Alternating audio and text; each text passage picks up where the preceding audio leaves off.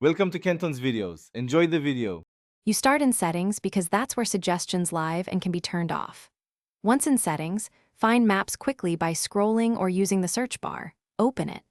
Make sure you're signed into your Apple ID and running a recent iOS version so the toggles match what I describe. Now look for options labeled Suggestions, Search and Siri, or Location-Based Suggestions and get ready to flip them off.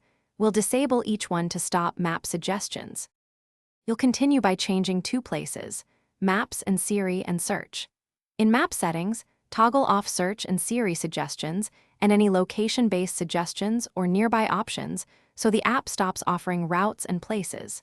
Then open Settings Siri and Search Maps and disable Learn from this app and Suggestions so Siri stops using your map activity. Make sure to toggle each control deliberately. Some devices label them slightly differently, so look for anything with Suggest or Learn in the name.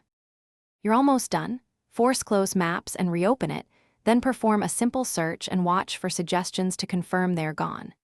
If recommendations still appear, go to Settings Privacy Locations Services System Services and disable Significant Locations or Location-Based Suggestions. These feed predictive items. Restart your iPhone to apply changes. If problems persist, reset Siri suggestions by toggling Siri and Search off and on for Maps. That clears cached signals and usually resolves stubborn suggestions. Thanks for watching. Consider subscribing if we helped you.